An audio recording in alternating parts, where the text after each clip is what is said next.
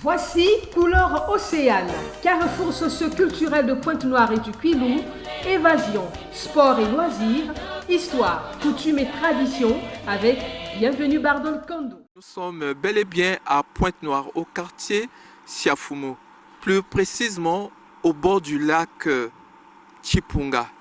Et nous recevons un familier des réseaux sociaux, un leader d'opinion qui va se présenter. Bonjour et merci pour cet honneur, monsieur le journaliste. Je suis Serge Ngwakamabe, citoyen congolais et promoteur de l'hôtel du lac, le plus bel endroit de Pointe-Noire. Je suis pontonégrin depuis bientôt 30 ans. Alors, l'hôtel du lac, pouvez-vous le situer pour ces nombreux Brazzavillois en séjour à Pointe-Noire qui voudraient un jour le visiter? L'hôtel du lac est en train de se labelliser, donc il est situé à l'arrondissement Mongopoukou, précisément dans le quartier d'Isiafoumou. Donc il suffit au sortir de l'aéroport de demander à tout taximan pontonégrin de vous conduire au plus bel endroit de Pointe-Noire, l'hôtel du lac. Il ne devrait pas se poser de problème. Et avec une vue sur le lac, ces zones ne peuvent pas envahir là où nous sommes? Bon, l'hôtel a été bâti en tenant compte des exigences architecturales, donc nous sommes suffisamment protégés d'une éventuelle crue, mais toujours est-il que si par la force de la nature il devait y avoir débordement, parce que même dans les pays les mieux organisés, il arrive que une telle situation arrive, mais les dispositions sont prises pour que le cas échéant, dans les pires des cas, nous mettions à l'abri nos consommateurs, nos clients. Et en période de crue, y a-t-il une limite où les eaux ne peuvent pas atteindre? Une chose est sûre, c'est que depuis toujours, il n'y a jamais eu débordement d'eau, parce que nous avons pris la précaution de construire une espèce de digue pour prévenir effectivement un tel événement. Mais pour l'heure, depuis 30 ans que je suis à Pointe-Noire et depuis bientôt 3 ans que nous promouvons ce site touristique, il n'y a jamais eu de catastrophe naturelle. Un lac en pleine cité et il y a des habitations autour là. Est-ce que la pollution ne fait pas défaut? C'est une bénédiction, vous le soulignez implicitement, d'avoir un lac au cœur même de la ville, parce que Siafoumou est un quartier de l'agglomération de Pointe-Noire. Pour le moment, je pense que les riverains sont plus ou moins éduqués. À part quelques égarements, il arrive qu'on trouve voilà, comme ça une valise usagée, mais avec la dernière décision du gouvernement, nous craignons qu'à l'avènement de la saison de pluie prochaine, que les premiers dégâts se fassent réellement constater. Mais pour le moment, on tient le coup et on croise les doigts. Ponténégrin depuis 30 ans. Comment peut-on définir un ponténégrin? Un pontonégrin, sur le plan culinaire, c'est un amoureux du poisson de mer. C'est un citoyen plutôt éloigné de la scène politique par rapport à Brazzaville. C'est une très belle ville. Pointe-Noire est ce que les Mindélés appellent une presqu'île. On est quasiment encerclé par la mer et c'est une bénédiction, excepté la voie qui conduit à Brazzaville. Pointe-Noire est une belle île, est une presqu'île. C'est donc une cité merveilleuse à découvrir. Et donc, comme je vous disais tout à l'heure, on reconnaît un pontonégrin par son appétit du poisson de mer, fut-il transformé en poisson salé, en poisson semi-séché. Mais en tout cas, le poisson et le pontonégrin, ça augure du signe d'un Congolais du terroir. Alors, en tant que pontonégrin, moi, je peux m'exprimer en lingala et vous vous exprimez en Kikongo. Awa tozawa. Tozali bongo na Pointe-Noire, betke na Ndindi, bwali ya beto ya Congo, capitale économique, betke na sa imingi na kuyamba benoa. Natonje bino botonzi. Be makeleli na betke na kuwa na lac yake inki. Makeleli mingi na waina parce que ba voisin amunu awa yake on dirait moi site il y a congolais de raffinage, Coraf. Donc ba aussi ba ke pomper ke maza yake kwenda na ba pipeline ba tuya ici à Toto. Si na usine baou comme ça leur ba machine na baou ke baka moitié mazaya qui permettre baou na ku refroidir moi dispositif ya baou ya machine ni yina mambu bantu aluya ke nazola sala yake déranger kaka beto bana boalve yake déranger aussi usine ya neni ya Koraf et si betke na souhaité ve si kilumbu incendie mais salama na Koraf ba mazai na babantu ya Koraf ke bumba kuna yake fanda ve ya kulunga samu na kufuatia donc ni na moi makele benke wa yake voisin ya munu ya site mais makele lango ke salama à peu près moi bangonga tatu iya na journée après baki kufuaya. Peut-être que na utala ba petit bateau. Donc inki yake sala. Ya i mundele ke bokla ya pédalo yake ba bateau mais comme beto ke na toi d'ici ya ku respecter que environnement ba bateau ango ke baka essence v pitilol v gazole v batterie v kim v benke kwenda pédaler kaka na makunu nini mundele ke bokla ya pédalo. Donc beto ke ba bantu ya tete betu kwanisa ya na boile ya betu ya Congo na Pointe-Noire bon muke na tala aussi que moi ba opérateur akaka massé là-bas moun mayela moun mais il y a pas de problème donc ba ke bokla ya au bateau pédalo donc yanda ku permettre na ba client beto les ba ke na ku noa moi limonade ba ke na dia moi mbisi ba ka moi ngolo ba kota na ku découvrir lac Chimpunga ba sal moi pédalo ba ke visiter aussi lac. Alors accès na site yaye na lac Chimpunga au bord du lac et puis na hôtel Yake Salama, comment dirais-je, ça se passe comment Singelen situé? Non, nge kuiza nge kota nge faso ben ke kota ba place nyoso ba ke dikisa ba bantu ke noa mwa malafu na kusal bateau yake kaka 1000 francs. Nge fout 1000 francs. Ngelen sal nge mosi nge sal nge mosi mais soko koki ko sala yo moko te to ko pesa yo mosali moko akosunga yo pona bino mibale buke na ko pedele malem na mambi matali bongo kopo masanga nyoso ya mboka o mondele bengi boisson locale ezali kaka na 1000 francs et sika ya ko lala ba motuya eko banda na 1000 na 20000 ti eko suka na 24000 donc ni na ba prix ya beto yake accessible na babantu nyonso ya fan bandienze ya Pointe-Noire ya fan babani ya Ndindi hôtel du lac qui na ba prix mundele ke zonza très abordable. Alors betke na hôtel Masiaï bambisi ina benke dia na hôtel ya ke katuka awa. Bon normalement avant babantu luyalu babaka décision ya ku filisa ba maza nyonso ya Chali ya raffinerie ya Siafumu ya Nazulu kuna bake bokela ki ya mongo mpuku lui babanta lui me baka décision à kufilis ba mazi nyos na lac alors que lac ke coulé que ve donc nous me constater que bambisi ke na talana diak ve luput mundele ke zonza le lac était très poissonneux mu fandi fanda wa chaque soukale mu na kuiza ngeke tal ba pêcheur ata to iya mu fandi sumba bambisi ba nyonso surtout ba carpe d'eau douce ni yinda mu fandi baka ya mo anene mu fandi tekisa awa ya yini mu fandi tete mu afieti mu fandi nat na injo mu dia mun musi mais depuis ba massé filisa ba mazi ya mvula awa mu na tala que le lac est désormais de moins en moins poissonneux donc ni yina pour le moment ça fait peut-être 9 mois mu na tala diak ve ba pêcheur donc yina ba déjà ku fwa bambisi. Peut-être que Nabilou Mouké Kouiza, vous avez baké fois ba fleur, baké fois ba espèce abandeke, vous avez donc ni na ba membre ya l'État, Mouké Kaka, opérateur touristique. Alors nous profitons pour connaître votre point de vue sur le développement touristique de la ville de Pointe-Noire. Avez-vous un schéma? Bon, je pense que le gouvernement est structuré de sorte qu'il y a un département, tout un département dédié au tourisme. À mon petit niveau, au niveau microéconomique, je pense que quand vous avez la bénédiction d'avoir un tel site, il faut quand même que l'État fasse un peu d'effort pour que l'accès au site soit le plus, j'ai envie de dire, le plus facile possible. Vous êtes venu de Télé-Pointe-Noire pour arriver ici, vous voyez un peu les dégâts de route, des routes franchement saturées de nids de poules. Il y a d'ailleurs même plus de macadam, c'est du sol. Donc ça, c'est le premier effort. On a beau promouvoir nos sites, si l'accès au site n'est pas facilité, bon, mais ça restera lettre morte. Donc je pense que pour accompagner les modestes ambitions comme ceux que nous incarnons, il faut que l'État nous donne un coup de pouce, non seulement en nous incitant juguler les charges, parce que je peux vous garantir que je viens de rentrer de Gaboma, et dès que je suis arrivé, il y a la convocation du ministère du Travail, convocation de la police administrative, convocation des impôts, convocation de la mairie, convocation des droits d'auteur, convocation du tourisme et loisirs. Bon, je pense que toutes les conditions sont réunies pour que je mette la clé sous le paillasson et puis j'irai m'aventurer sous d'autres cieux.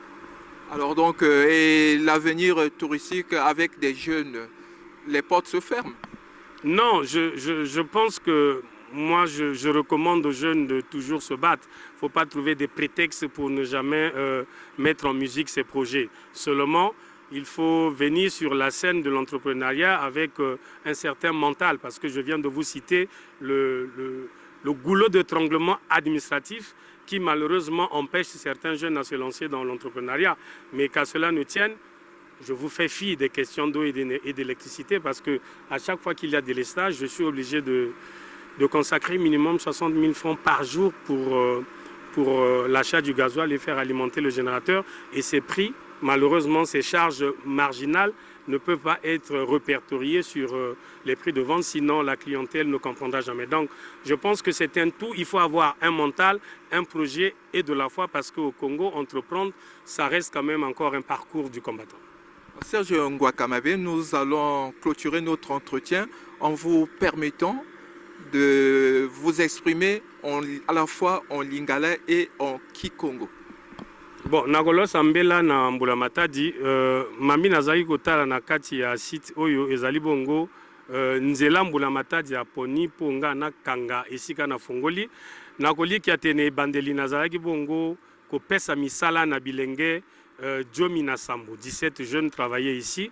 À mesure que le temps s'écoule, je suis en train de restreindre les effectifs. Aujourd'hui, il n'en reste que 8. Je parie que d'ici 2 mois, si les routes ne sont pas réellement aménagées, on basculerait peut-être de 8 à 5 et puis ça va être la mise de la clé sous le paillasson. Mais toujours est-il que Babanto Yalu faut batala aussi ba mambu yina kukwenda ku harceler ba commerçants ba bantu nyonso mumetang beno ba mikandi akaka ke farfelu ba mikandi akaka ke na sala beto ba double emploi wa faso balen convoquer munu na police administrative ya Mongompuku mais ba ke convoquer munu diaka na police administrative départementale ku na commissariat ya nini pareil na mambo à la mairie muke na kati ya la mairie ya Mongompuku si mo futi déjà moi mishiko munu awa na Mongompuku wa faso la mairie centrale ke komote ja kumu donc ba mambu ni nyoso singe zabve singe kwenda aussi moi l'école v ngelen paniquer et puis ya ke de motiver mais je peux dire que je n'ai pas encore dit mon dernier mot. Je compte me battre encore jusqu'à ma dernière énergie. Je ne suis pas prêt à renoncer parce que le milieu entrepreneurial, il ne faut jamais capituler face aux difficultés. Et je vous donne rendez-vous que je pourrai relever la tête gaillardement à condition que l'État renonce à son projet de pollution du lac Chimpunga qui du reste est un lac non seulement mythique, c'est un lac symbolique. Et je prie Chikambisi qu'elle nous vienne en aide, la grand-mère des eaux de Pointe-Noire.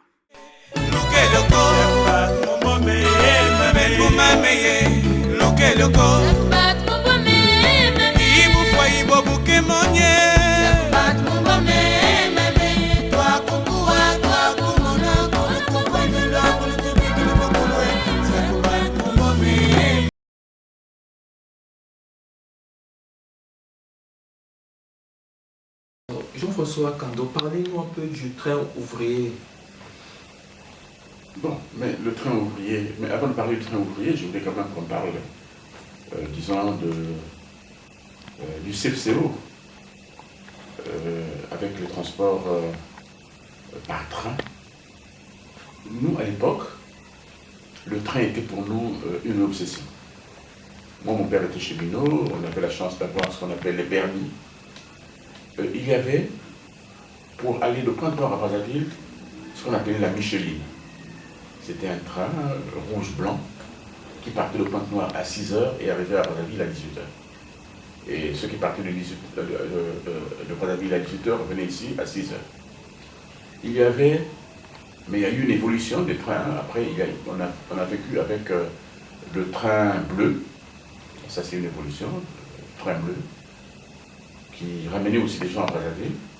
Mais ça, c'est avec un confort assez marqué, puisqu'il y avait un restaurant-bar, un peu toutes les commodités dans ce train, qu'on appelait le train bleu. Et il y avait les trains marchandises. Dans les trains marchandises, il y avait un dernier wagon où il y avait toujours celui qui fermait un peu la marche. Et dedans, il y avait un monsieur que nous appelions Moïse Biataro. Et lui, il avait toujours des cailloux. Quand il passait, surtout lorsqu'il amorçait, le train amorçait Tiétié pour arriver jusqu'à la grande gare, il y avait toujours des enfants qui sortaient pour crier Moïse Biataro. Et lui, il jetait les cailloux. Et ça nous a marqué quand même à cette époque. À côté de cela, il y avait, dans le transport urbain, un train qu'on appelait le train ouvrier. Ce train partait du fond de Tiétié et arrivait jusqu'au centre-ville, transportant, comme son nom l'indique, les ouvriers, donc les travailleurs qui partaient au port, qui descendaient au centre-ville. Et il avait pour terminus parfois, comment on appelle cette place à côté de l'hôpital, là où il y avait les défilés, la place des syndicalistes, je sais pas comment on l'appelle, comment je peux oublier, vers Oflacom, Oflacom de Pointe-Noire. Il y avait donc un terminus là où tout le monde descendait et rentrait dans le centre-ville. Et ce que j'ai remarqué aussi à Pointe-Noire, ce que nous n'avons pas dit, c'est que le port de Pointe-Noire était le grand centre, disons, de recrutement des travailleurs journaliers. Il y avait tellement de trafic au port que tous les jours, quelqu'un pouvait trouver du travail au port pour la journée, pour 2 jours, pour 3 jours. C'est pour ça que même dans la cité, quand quelqu'un vous demandait de l'argent, il faut aller au port, il faut aller au port chercher de l'argent. Parce que effectivement le port était, disons, un endroit où on trouvait du travail facilement, parce qu'il y avait de la manutention à gogo, comme on dit, et le port a nourri beaucoup de gens, a élevé beaucoup de gens, à travers, peut-être pas un travail en CDI, mais c'était du travail temporaire, mais qui nourrissait correctement ceux qui y allaient et ceux qui voulaient bien travailler. Quand vous avez envie de travailler à Pointe-Noire à l'époque, allez seulement au port. Vous allez trouver du travail, on vous recrute pour la journée, on vous paye, donc c'était des tâcherons, on vous paye à la tâche, et vous repartez. Vous pouvez revenir demain, vous trouverez toujours du travail, parce qu'il y a toujours des choses à soulever. Donc, je peux dire que c'était... nous avons grandi quand même dans la belle époque. Je ne dis pas qu'aujourd'hui c'est pas bien, mais nous étions mieux à cette époque-là. Et le transport en commun? Ah oui, le transport en commun. Il y avait des VUE, et le transport c'était, je crois, 15 francs. Des VUE, on appelait Volkswagen, qui partaient du centre-ville jusqu'au quartier. Il n'y avait pas les demi-quartiers, il y avait plutôt des demi-terrains, comme aujourd'hui. Les gens partaient du centre-ville jusqu'à Tiétié avec 15 francs. Et c'était le prix à payer sur tout le parcours. Tous les parcours et toutes les lignes. Ok, merci. Ok, Charlie? À travers les récits, à travers, disons, l'histoire, c'est qu'à cette époque, c'était encore le moyen, on va dire le moyen Congo, puisque Brazzaville était la capitale de la France libre, et Pointe-Noire était la capitale, on va dire, du Congo, Congo français. Et à cette époque, déjà, selon l'histoire, toute la crème politique congolaise se trouvait à Pointe-Noire. Et l'Assemblée territoriale avait pour siège l'hôpital, qu'est-ce que je dis, le centre de formation paramédicale de Kabou. C'est là où se trouvait l'Assemblée territoriale. Et je pense que toute l'histoire du Congo a commencé à ce niveau, puisque beaucoup d'événements se sont déroulés. Je crois que ce n'est pas le propos d'aujourd'hui. Mais au moins pour retracer, pour remettre les choses dans leur contexte, je peux dire que oui, je suis ponténégrin de source, mais aussi, ce que j'ai observé, c'est que en refaisant l'histoire, on constate que Pointe-Noire était déjà une ville cosmopolite à l'époque, puisque toute la crème politique avait pour siège Pointe-Noire, parce que c'est ici que se décidait ce qui concernait le moyen Congo. Donc c'est pour dire que Pointe-Noire est une ville qui était déjà ouverte à l'ensemble des populations de la République déjà à cette époque. Et ce que nous avons vu après n'a été que la consécration de cette tendance que nous avons observée pendant tout le temps que l'histoire politique du Congo s'est déroulée à Pointe-Noire. Alors, vous avez parlé de Pointe-Noire comme ville cosmopolite. Ben, un jour, un grand à moi, paix à son âme, Georges Bayonne Castador, me parlait de Kamdato, d'une association des ressortissants de l'Afrique de l'Ouest. Et vous, François Kando, à l'école primaire, avez-vous des amis qui faisaient partie de cette communauté? Bon, à l'école primaire, il est difficile un peu de se souvenir parce que nous étions encore très jeunes et nous n'avions pas encore cet esprit de savoir un tel vient d'où, est-ce qu'il est de quelle région. On se considérait tous comme des Ponténégrins, des Congolais. On n'avait pas à l'esprit de demander à chacun est-ce que tu es de telle région ou de quelle région viens-tu. Pour nous, tout le monde était Ponténégrin. Bon, Kamdato, oui, j'ai entendu parler, j'ai vu, puisque ça se trouvait à l'entrée du... Et ça signifiait quoi? Bon, c'était une association, comme vous l'avez dit, hein, une association des Camerounais, des Togolais, des Dahoméens, qui avaient formé une sorte d'amicale.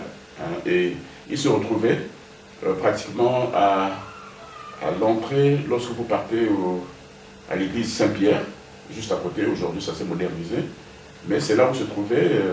C'est pour dire aussi que déjà, à cette époque, nous, Pointe-Noire, en dehors de la communauté nationale, recevait déjà des communautés étrangères qui vivaient chez nous comme s'ils étaient chez eux. Donc vous voyez que Pointe-Noire est une ville d'accueil qui a toujours été une ville hospitalière. Et ça, ce sont ces souvenirs avec des amis à l'école. Quels étaient les jeux que vous pratiquiez? Bon, à l'époque, c'était le foot, hein, le football, très jeune. Et moi, j'ai eu la chance de vivre juste à côté du stade Mvumvu, parce que je suis né en Mvumvu. Et je vivais juste à côté du stade. Et même de chez moi, vous pouvez monter sur un arbre et puis regarder le match qui s'est déroulé à l'intérieur du stade. Donc nous étions très friands de football. Mais le grand loisir que nous avions, c'était aller à... Vous voyez la rivière qui est à la frontière entre Mvumvu et Louadjili, sur la grande avenue, partant vers le grand rond-point de Louadjili, la rivière qui est à gauche, plutôt à droite, là où on a construit le marché aujourd'hui. C'était une rivière qui attirait tous les jeunes de Mvumvu. Et là-bas, nous nous retrouvions et on se baignait. En dehors de cela, nous partions à Songolo, à l'embouchure. Là-bas aussi, mais là, c'était très dangereux parce que les parents nous surveillaient. Parce que, bon, il y avait quand même beaucoup de disparitions des jeunes. Donc, c'était... Pour aller là-bas, bon, on faisait un peu le malin. Maintenant, il y a aussi, ce que je retiens, c'est l'attractivité de la plage mondaine de Pointe-Noire, là où on a construit le quai de Boscongo aujourd'hui. C'était un grand village de pêcheurs, et il y avait à cette époque un bar qu'on appelait, j'ai oublié, Bel Air, je pense, je ne sais plus, je crois, où tous les orchestres, les grands orchestres, les taboulés, les bantous de la capitale, les grands maquisards, ont organisé des concerts à ce niveau, et il y avait du monde qui partait. Et si vous avancez un peu plus loin, là où il y a le port, plutôt le siège du port de Pointe-Noire aujourd'hui, il y avait là-bas, bon, je crois que ce restaurant existe encore, on l'appelle la Baraka, mais c'était aussi une zone mondaine où beaucoup de gens venaient. Et le club nautique, où il n'y avait que des Européens qui allaient se baigner. En tout cas, il faisait bon vivre à Pointe-Noire à cette époque. Je ne dis pas qu'aujourd'hui on ne vit pas bien, mais il faisait bon vivre à Pointe-Noire parce que les gens vivaient en bonne intelligence, en symbiose, et c'était très bien. Et le bar, le village, vers le grand marché, avec une certaine Demba Jaria, ça vous dit quelque chose? Oui, bon, là aussi nous étions très jeunes, hein, on nous raconte un peu ce qui se passait. Effectivement, c'était un peu le coin prisé hein, disons, des mondains ponténégrins à cette époque, hein, nos papas. C'est là-bas qu'ils se retrouvaient tous pour se détendre, rester avec des amis. Et oui, justement, cette histoire de Jaria, là aussi, elle nous est contée parce que elle arrivait là, et à cette époque, le grand maquisard sont arrivés à Pointe-Noire, et je crois que Daliens, un des grands musiciens des grands maquisards, s'est certainement retrouvé dans les parages et s'est amoureux de cette dame. Et toute l'histoire, vous la connaissez, elle est même contée par elle-même. Demba kolela te, Jaria wa bibiche, ose wa mabanzo, tosala konini ata na le village, na bosani te. Jaria René, bolingo tolingani, yebisa na mama, mokolo kolandanga, yebisa na papa, soki okobanga, kotinda seriara, akoyokela yo. Demba Bernadette, motema ya Delia, Rosa na mipesi, toko vanda seliwa. Demba kolela te, Jaria wa bibiche, Rosa wa mabanzo, tosala konini ata na le village, na bosani te. Jaria René, bolingo tolingani, yebisa na mama, mokolo kolandanga, yebisa na papa, soki okobanga, otinda seya, akoyokela yo. Demba Bernadette, motema ya Delia, ozo na mipesi, toko vanda seliwa.